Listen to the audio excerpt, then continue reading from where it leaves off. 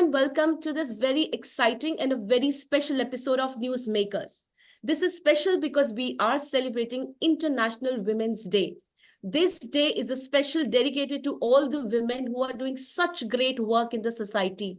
They are the reformers of the society and they carry so much strength, compassion into themselves.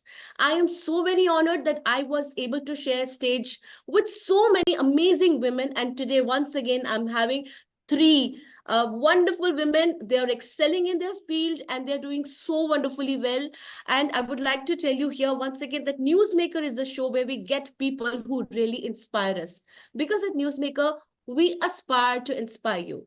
My dear friends, I'm your host Simran, and I would like to introduce you to my panelist here. Our first panelist, as we would like to just start here, Professor Dr. Sujata Sahar Shahi.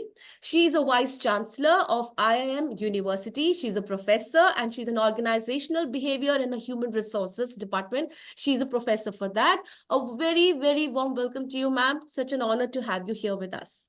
Thank you, Simran. Indeed, my pleasure to share this platform with all beautiful, eminent ladies. Thank you so much, ma'am. I would like to now go to Dr. Shreshta Bepari. She is the consultant psychologist. A very warm welcome to you, ma'am. Thank you so much. My pleasure. We have another gorgeous guest with us. We have Mua Chinappa. She is the author and columnist, and I know that you have done amazingly well in your life. There is a lot that I'm looking forward to hear today. I'm excited that this interview is going to be rocking. A very warm welcome to you, Miss Mahua. Thank you so much, Simran. Looking forward. It's an honor. Wonderful. As we all know, all the women here, we all go through with a lot of struggles and a lot of challenges in life. So I would like to start with you, Professor Sujata ji. My first question for you would be, you are now a senior person. Just now you told me that, of course, you look at my age, I've been through so much. Now reaching to this level, you must have seen a lot in your life. And what inspired you to be into this field?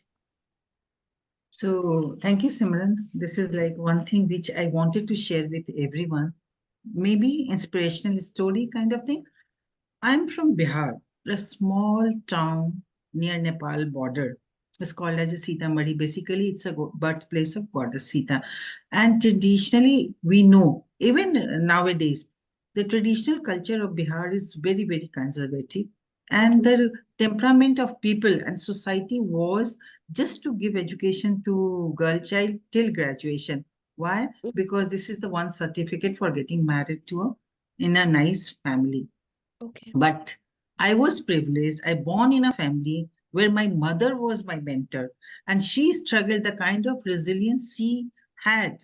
She got married when she was 15 and in the matric class, and then she studied with all five children, and then she reached a position of principal, and she was the longest principal in Bihar University. And so she was our role model, mentor, or inspiration. So this is the first half of my before marriage, my life, because she had given all opportunity, and the only way she had like education is one way which can give you liberty and wing to fly and whatever you want to achieve. So all four sisters, they done excellent in our education. Then the second part, when I moved to Lucknow after marriage, so for a few time, I was just working as a part time. I decided to go for postgraduate diploma in journalism. So what I did, I enrolled. I was the youngest candidate student in that program because this one was meant for only professional, all sub editors, you are in a media, they were part of. And I was told from very beginning, आप pass कर जाओगे, ठीक है, आप पढ़ लोगे. So that kind of motivation I received. But when I got the result, maybe I didn't believe this is my result. I never went to check in my college that what was my result. All of a sudden, my husband told me this is in the newspaper your name because you are getting Chancellor Award in complete UP. That is a turning point for my life. Learning has no age. Wow. And I got the Chancellor Award. I got so many opportunities in Media Times of India, but my passion was to teach and create responsible citizen, responsible role model of India. So I moved from media to teaching. But that was the turning point. Age has no bar for learning, and you have to open your eyes and ears to accept challenges, to adapt change. And this is the mantra of my success in my life. And I reached on this stage. Wonderful. Such a good thing to hear from you and all my viewers here, all the women viewers. See, we need to know that education is limitless. And there is no age to it. No, here we are getting to hear from somebody who's so senior, seen so much, like from the beginning of her life. She saw so much, but just have to see that where she has achieved and reached in her life. So wonderful to hear this, ma'am. I would now like to go to Dr. Shrestha. We have a very important question for you. Now, women in India, there is a lot of problem of balancing this life of being into work and your personal life. Now, you as an expert, you as a psychologist, we would like you to tell us that how can a woman balance this? You as a person, how do you do that, and how would you tell all of us to balance this, because this comes as a lot of challenges for us. So, balancing personal life and work life is not that much of a challenge. Mhm. The challenge is to balance the cognitive load. What I mean by that is that definitely we are educated enough to hold certain position in any organization, and the organizations are of late becoming more inclusive and more sensitive towards a woman need. So when we look at IT companies, they make more woman-centric policies to accommodate the inconveniences of a woman's life. So that's not the problem over there. The problem is the untold guilt that we carry in our heart when we go to workplace, leaving the family behind, because we are accustomed to the thought that caregiving is our primary responsibility, which of course there is, because by nature, what a woman is, we are soft, caring, sensitive, emotional, concerned, nurturing. And on top of it, we have a constant need to have love and support. They need to be validated, appreciation, approval, and acceptance. When these things do not come from the family or from the organization, we get into a major, major emotional struggle. We are physically capable enough to handle both the things, but it is more of the psychological load. So, what happens is if the world is having unrealistic expectations, at least we should set realistic expectations for us when we are going out in the world, because financial independence is so important for us today, because relationships are not very stable these days. People are often facing broken family, moving out, taking responsibility of a child, being a single parent. So with all these uncertainties, it is important to have financial freedom, and financial freedom will come when we go and start working and earn money. We do not get paid for the domestic work that we do, so that's taken for granted. Now when we go there, the primary caregiving, the child or whatever happens in the family remains our concern. Now look at it this way: whether the clothes are folded, whether there is a diaper for the baby, whether there is salt and sugar or milk in the house, whether the father-in-law is getting his diabetic medicine or not, is all there in the mind. We are carrying that to the workplace, and we are carrying the criticism or whatever it is there in the workplace back from us. If the family doesn't support, if they do not understand the dual life that we are balancing, it becomes difficult, almost impossible to maintain our sanity. And as far as men are concerned, they are great people. I have nothing against men. But the thing is, it's very difficult for men to be in attunement with a woman's emotion. True. First of all, they do not understand. They think they do, but actually they don't. Because we are always on an emotional roller coaster, starting from puberty to antenatal to postpartum to menopause to periods every month. We are on an emotional roller coaster. Our body is literally a hormone factory. Why we cry, why we break down, why we throw tantrums, why do we have mood swings? It's not really possible for a man to understand, because they do not feel that. It's not that they're not compassionate about it, they just don't understand what's happening. So what they do is they dismisses our emotions, they invalidate it, and that's where it hurts. So I want to make an appeal to women that it's not necessary to take all the punches on the nose, straight away. Wow. Just dodge few of them. Be Mhm. realistic. You are going there to earn. You have to make compromises with your home, with your earning, with your salary. You can outsource certain help, but your nanny is definitely not going to attend your child's PTM. It's where Yes. you have to go. When you call your husband that there is a PTM and he says that I am in an important meeting, It's other way of telling that you go. And you be mentally prepared for it.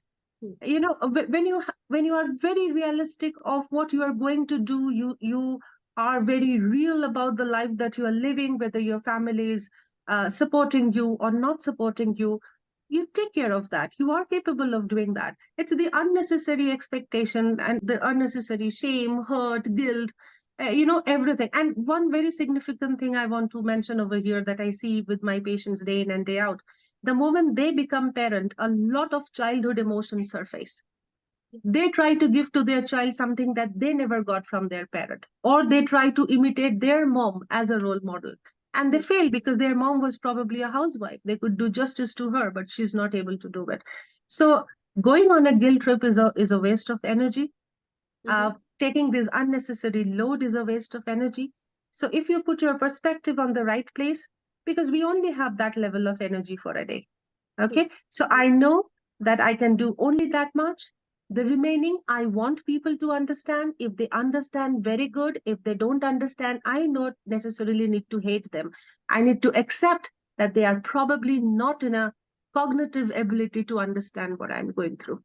And if I fall apart, there are help available. There are mental health practitioners, therapists, and people like us who can always put your emotions into perspective and make your life better. So we need to drop the rope and stop this unnecessary fight. The balance is much easier, and we are doing it every day, and we are proving it as well. What a wonderful thing we've just got to hear from Dr. Sreshta, that women need to understand that we don't need validation. We are like this and we are managing our both and work and professional life so very beautifully, a personal life. This is the need of the hour for all the women to understand that this is our time. Prove yourself. In fact, we don't need to. We don't need validation. We are doing our best. So, moving further, I would like to ask this very pretty face and with a very pretty smile, Miss Moa. Now, this pretty smile comes when I know that you are a fearless writer and you just write like you are very strong as a person. You write, your writings, they're often described as fearless and they're very honest also. Now, what drives you to tackle these difficult and that too controversial topics? Well, thank you for having me today on this panel with such amazing, women. And thank you so much, Simran. Well, for me, writing, I'm a compulsive writer. I write when I have no other method of expressing what I feel for. And so some of us probably channel our hurt, our grief, our angst through different forms. For me, it is writing. So obviously, when you're channeling a huge part of your life that you feel strongly about, there cannot be dishonesty in that. And I would, till I live, I don't think I would be able to write a dishonest word. And I have seen a very hard life too. I have been, in insurgency in the Northeast that India doesn't talk too much about, even now. And so I've known what it is to migrate. I've known what it is to shift into cities. I've known what it is to unlearn the fact that, you can't, you don't need to hide your identity as a woman, as a Bengali. So all of that definitely is very honest, raw emotions that I write, and my protagonists are mainly women. Yeah. Wow, this is so good to hear. And I've really known that you've also had a life that which had a lot of struggles. I somehow read it, but you have come through and you're writing it through, like you're putting your emotions through your writing and reaching audience. This is an amazing thing that one can do. We have our ways of putting our feelings in front of people, and writing is bestest way, which I really feel. And you're doing amazing work. We are honored that you're here with us and sharing this. Now, I would like to go to Professor Sujata ji. Ma'am, you've been into the industry, there were almost 3 decades that you're here. Now, again, we as a women, Dr. Sreshta just now told that, we have this kind of that thing that, men are really imposing on us. We are into this male dominated society, this patriarchal society, and all of us as women, we do face it. Have you ever faced some kind of challenges being a woman into this industry? And how have you overcome them? So basically, I'm lucky, Simran, I'm in the education sector where I never felt. But I'm just sharing one incident kind of thing. Last year in July, August, we celebrated first National Women Vice Chancellors Conference and ILM University. And you will be surprised to see in India we have more than 1,074 universities and only 76 women vice chancellors. Only That 70. was, yeah, only 76. Just see the ratio. Then Mhm. you can feel that even in education, there are certain challenges to move on the success ladder. Mm. So, but personally, if you see, like my growth and my personal story, always I had one point in my mind that I'm open for challenges and never afraid of failure in my life. I never saw internet. I never worked on computer. ILM, when I joined ILM was so progressive at that point of time in 2006 that the vision was completely different from other central and state universities, progressive in approach, technology enabled. I learned from junior, like from my junior colleague, like you people who were very successful in handling the technology. So I never felt bad if I have to go and ask Simran, ki, please tell me how to do this one on. And moving from OHP to PPT slides, that was another like personal challenge I felt, but I accepted that this is the way to move forward and accept like change in education sector also. Just little bit, I'm just going the emotional dependency, which Dr. Srestha and Mahua both talked about. Still in our, I was before you joined, I was sharing this with both of them, eminent panelists, that my first research scholar, what she did, the first paper, research paper, PhD thesis, we did in India on Cinderella complex. And what was Cinderella complex? Psychologically, in our back of mind, we are dependent on the male because of the process of socialization. This is the societal demand, Yes. and unconsciously we are dependent. Mhm. What she talked about, she is carrying like the medicine for father-in-law, like nappy for children, Even, yes. everything. Unconsciously we are dependent. That we need to understand, being a progressive women, and how to solve this is in our hand. Mhm. Wonderful.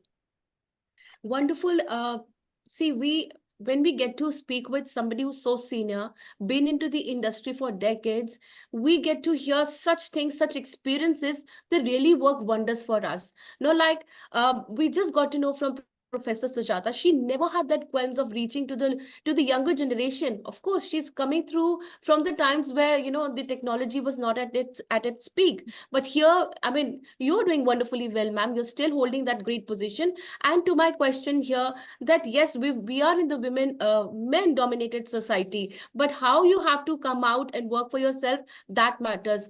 You have to take care of your own things. Just prove yourself that you are the best. Like I've been very all the time saying the same things. Now I would like to go to Miss Mahua now. Hear this question. Simran, just Yeah, one thing I yeah, wanted sure, to please, add, please. is dependency on society. Like for me, I'm psychologically dependent, but sometimes it happen in financial work. I feel I can take help of my husband. That is not necessary, but this is just to maintain the family bonding. I do like this. But Yes, unconsciously, somewhere this one is in my mind. this is in your mind. Financial decision, okay, I can check with my husband. And this Exactly. kind of dependency is still dominant in our society. Yes, Think you there are is. earning, yeah, earning, you have position, you have recognition, everything, but somewhere in mind. You rightly said, ma'am, that is back of the mind. This runs always. So, Miss Mahua, I would like to come to you with this question, which is very important. You are into this leadership role from past 15 years. You did that. Now, there must be this kind of a mental stress that you've dealt with. Now, again, because I just got to hear from Professor Sujata that being into this industry from past, 3 decades, you've been into 15 years. You must have noticed some kind of a stresses There could be a lot of mental pressure on you as to how to manage this male dominated society. You have gone through your struggles, I know, but how have you dealt, and what would you tell to the women who are watching you right now? How can they be as strong as you are? Well, first and foremost, I think there needs to be a little bit of a correction that I have been in a leadership position and then I quit it at the pinnacle of my leadership work because the environment at work was not at all conducive towards women. And this was in the early 2000s. When I quit my career. And at that time, I don't think I clearly negotiated what I was doing. At that time, my son was very young. He had a lot of allergies, and I was nationally heading the PR division for Grey Advertising. And there was, the investments that they would make into my team was always very, very low.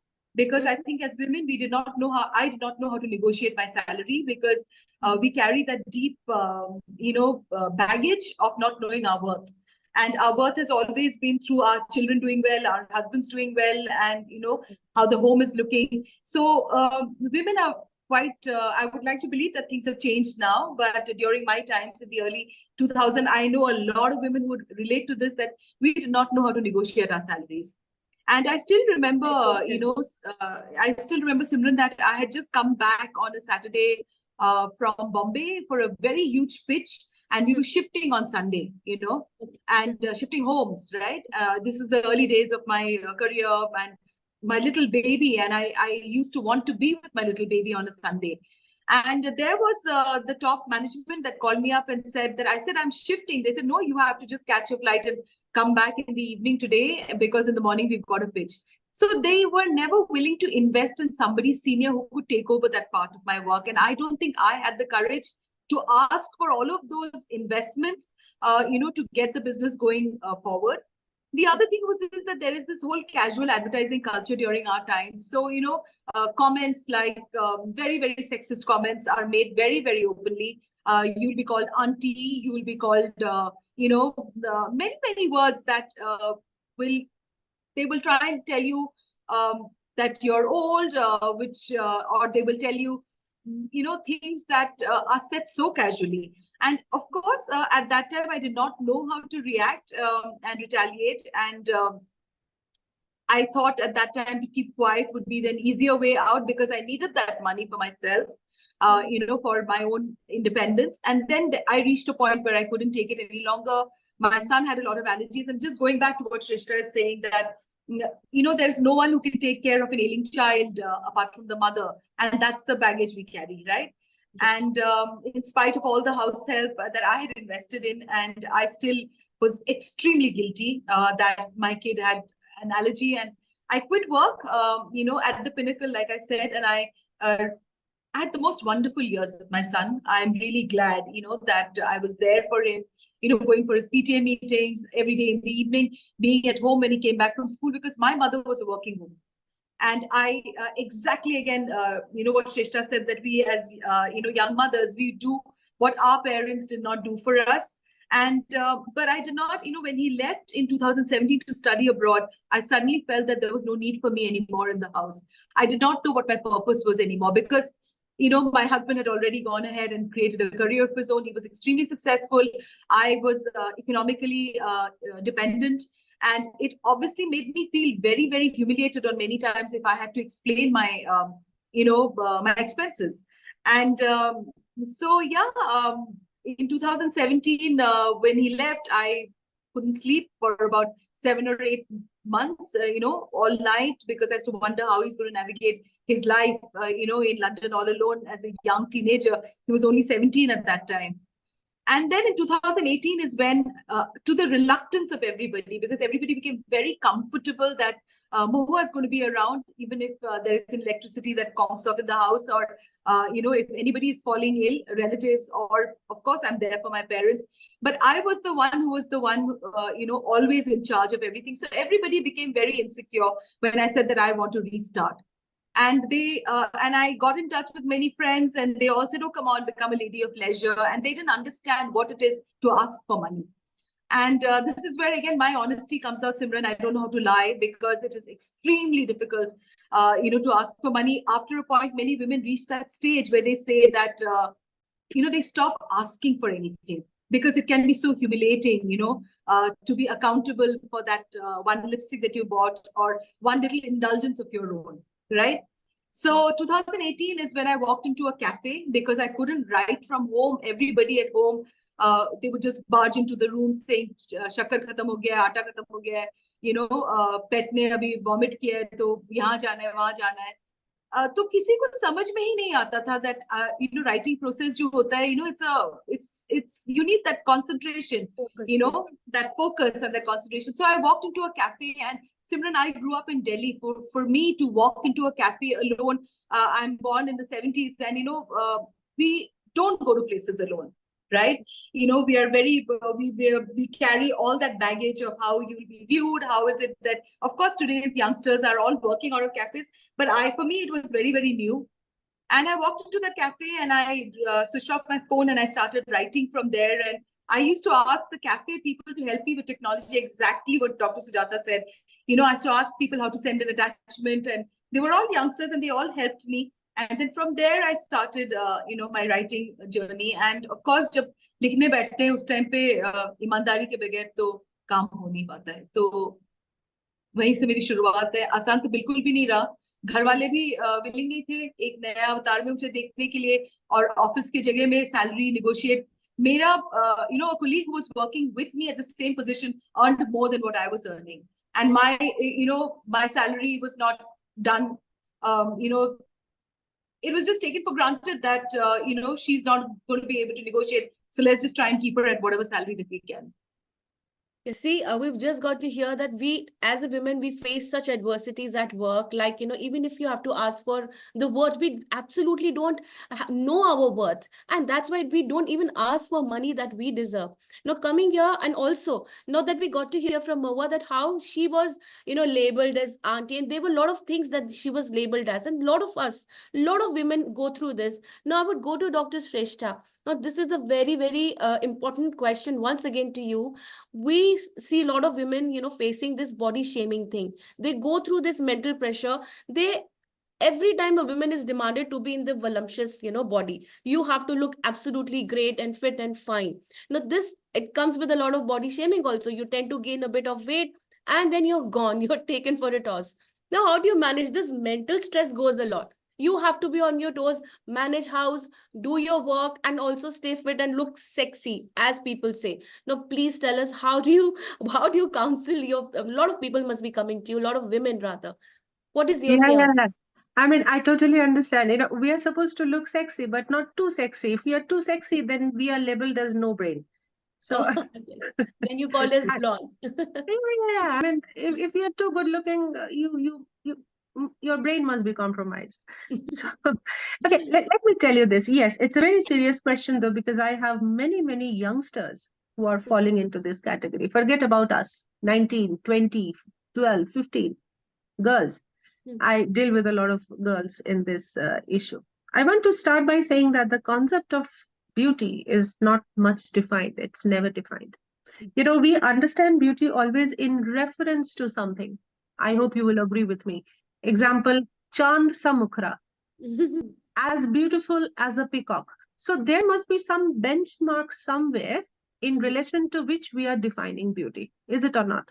Correct. Say, starting from the age of Cleopatra to Marilyn Monroe to Aishwarya Rai to Sushmita Sen, they have defined beauty. So your hair has to be of a certain type, jheel jaisi gehri neeli aankhein, and makhmali skin. So these have become the parameters of beauty. Now, having said that, let us please understand that this is just a common preference towards this kind of look. If I deviate from those parameters, doesn't necessarily make me ugly. Exactly. I probably have something unique which doesn't fit that benchmark or that criteria. It doesn't make me ugly or doesn't make me an outcast. Now, again, body shape, everything comes together in this.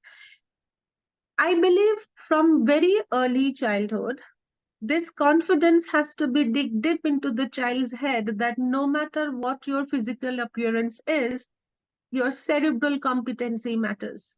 Because end of the day, that is what will make you sustain in this world. It is you are born to give back something to the society, to contribute something for the betterment of mankind. What will be your contribution to the world before you leave this planet? That should be the ideology that we should teach our children. We should make them evolve with that, not being fixated on the body color or the shape, because these are all going to pass with the passage of time. Exactly. Even Cleopatra had a wrinkle, even Marilyn Monroe lost her firmness. So these are supposed to decay with time, but our contributions remain eternally there.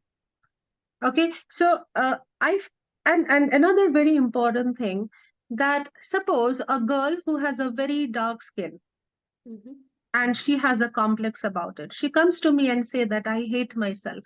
If I tell her, no, no, no, you look beautiful, will she be convinced?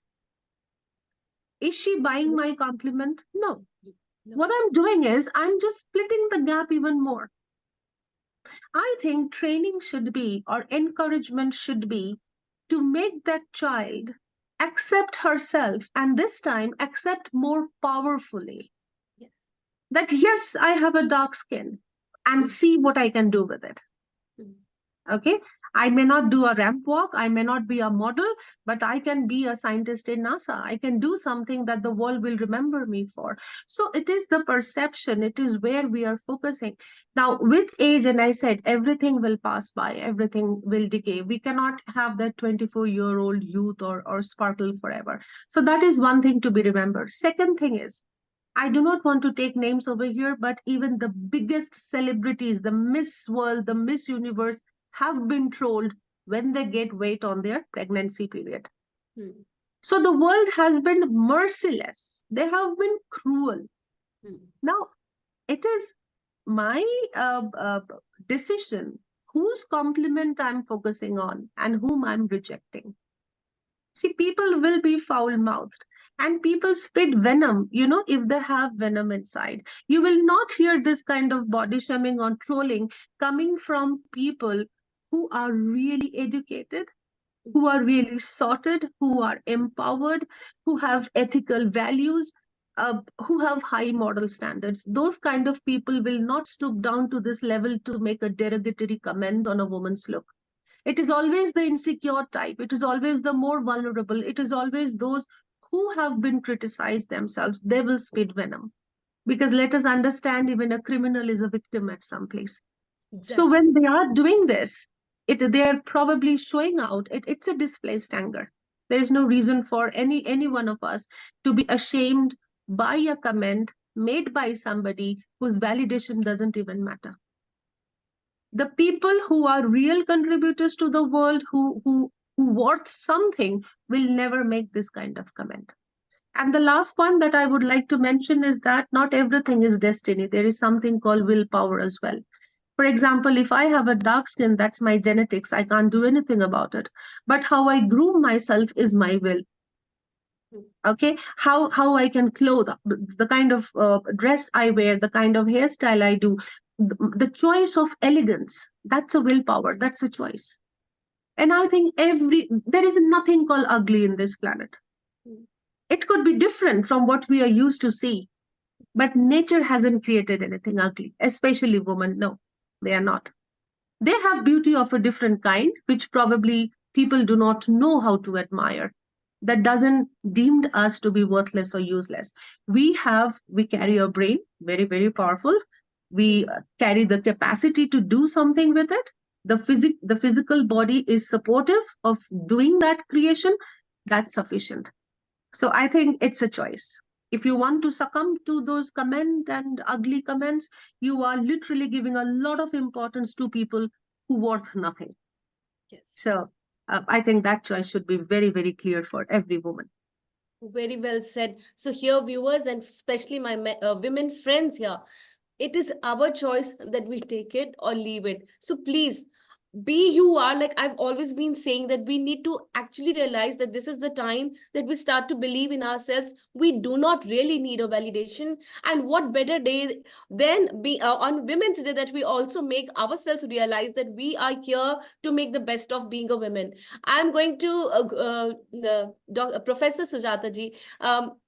I would like you to give one advice to all those women who are watching you right now. This is a special episode. We will have a lot of women watching this. Now we want you to give us that advice to all those women who are aspiring to be into the education industry, who would want to be into the leadership roles, and probably who would want to become like you. Thank you, Simran. I think we have a lot, but paucity of time. I'm giving few key points. First, little bit I just carry with Dr. Sister says, body shaming and the color. This is also culture, dominant culture in our society. If you have a dark color, who will marry you, right? And sometimes it happens after few years. Out of dark, she emerged as a leader, and the white just remain the same. So this is completely, if we want to be these kind of temperament, knowledge is the only tool. You just prove yourself with your knowledge and positive attitude. I just want to convey all my friends, lovely ladies present here, that have a positive attitude, embrace changes, and keep on learning till death. We can learn, and we can contribute to society through our learning. Be a role model, be a mentor. Even in this age, I'm looking, somebody is speaking such a nice thing. I'm just listening carefully ki what can be added in my personality. I'm 60 plus, but open your eyes, open your ears, embrace changes, key points which Dr. Srestha said, key points which Mahua said, and then you can build your own knowledge center out of that. So this is one, like my positive attitude. Don't say no to anything. Even in my life, you won't believe that I got award in sports. I was a sports person. I got award in cooking. I never said कि ये मैं नहीं कर सकती. Let's try. So try the positive kind of thinking. I can try. Okay, maybe I will be not as successful in this field, but I can try. So have a positive attitude. Look for a role model or mentor in your life which you feel can give you like a platform to emerge. Because what happens, sometimes you have a mentor in your life that can give you a platform for networking also. Like Simran has given, now I will network with Mawa and Shrestha. So you can have someone in your life who can be role model. Then the point is, believe in yourself, in your capacity, competencies. And these are not by birth. It's a choice to learn, and it's a part of your process of socialization. We have certain inherited qualities through DNA, the color and hair and the body, but rest we are learning in our process of socialization. So know yourself, develop yourself. I think Dr. Sesta is aware about emotional intelligence. What we say, know yourself, understand yourself. Always there is a mathematical formula to changes minuses into pluses. Know yourself, change your negativity into positivity, then understand others, and then the final society, and contribute to society. Then I have one more point, that celebrate your achievements, right?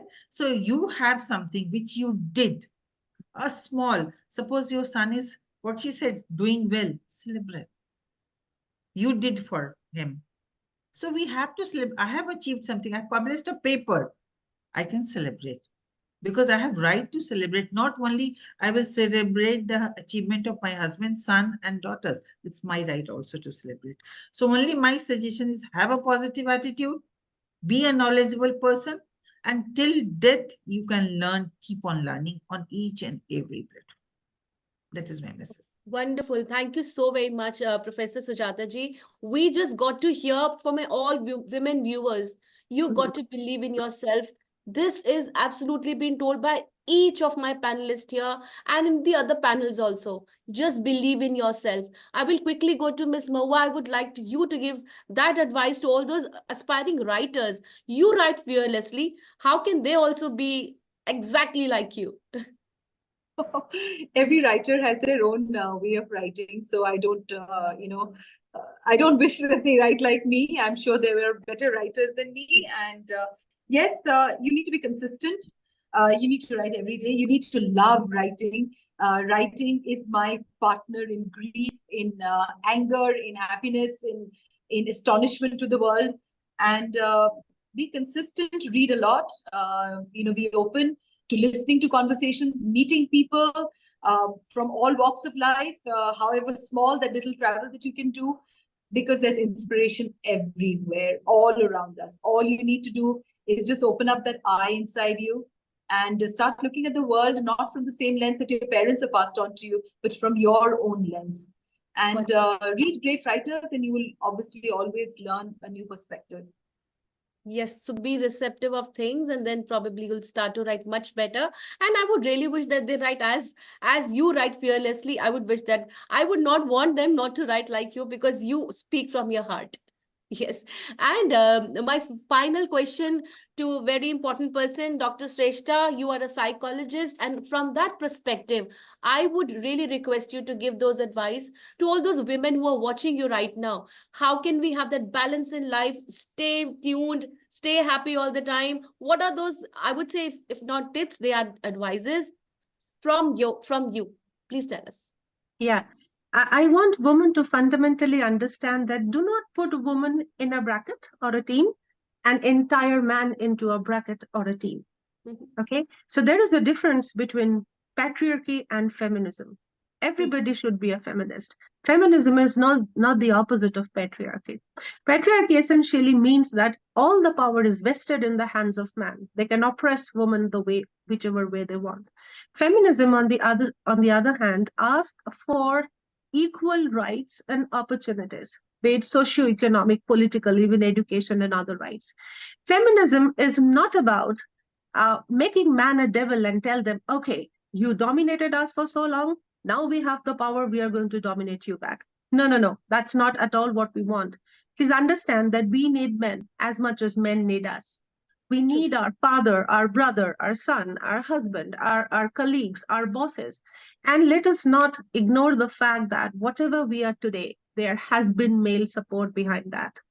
Mm. If our father never sponsored for our education, we wouldn't have completed that. We True. needed our brother somewhere to take the bike and carry us back home. So there has been a lot of contribution of men just for a bunch of patriarchy mindset. Let us not label all men as bad. That is one. Second key point is we are different elements altogether. Let's say vegetable and a flower garden. Mhm. Both are unique and both are special in their own definite ways. So you cannot give a preference of a rose over a mango, because a mango is as important as a rose. One fits your tummy and one is the aesthetics. Two elements are as distinct as air and fire, or maybe air and water. We need both. So I want women to drop the battle to become like a man. No, we do not need to become like a man. We don't need to possess man-like powers. Neither a man need to become like a woman. God has created these two different elements for a reason, because we complement each other. Well, we must understand that there are certain limitations: hormonal, biological, psychological, neurological. There are differences. A man may not understand exactly the way we are. We may not also understand exactly how a man is. We are in different bodies. We are in different universe, but we need each other. So we must stop the fight, and we must celebrate who we are, our uniqueness. As I said, if we are water, we are water. If we have the ability to fly, we should not judge ourselves by our ability to swim. We may not be able to do that. So that is where our individuality, our distinct identity, nature has brought us on the planet to be that. We are into an unnecessary, meaningless, endless struggle, which is just going to tear us apart. I want every woman to drop that battle, look at themselves, look at their power, enjoy it, and do their best, the capacities that God has given to them. I wish everybody all the luck, and the panelists, including you, all the love. It's been phenomenal talking to all of you. Thank you. What a wonderful advice. I really am so blessed to be having all such great people on board with me on this discussion. Thank you, each of you, for coming in here and sharing your inputs because it's really needed. You're coming with lots of experience and, of course, such positivity that I see in each of the face, such charming faces that I have here on this panel discussion. So, my dear viewers, I would like to say goodbye here with a heavy heart. I would just want this conversation to go on because there's lots that we are learning, but we are limited. We would like to say goodbye here, but I would promise you that I would bring back yet another panel of panelists with lots of other knowledge for we women to know that we can do everything on this earth and we are empowered already. Thank you once again to each of you, Dr. Shrestha, Ms. Mahua, and Professor Dr. Sujata ji. You have been here with us, and it's a pleasure for having all three of you here. Once again, thank you. Thank you. Goodbye and stay blessed. And stay blessed, my audience. I'm going to be back again. Till then, stay happy and stay blessed always. Goodbye.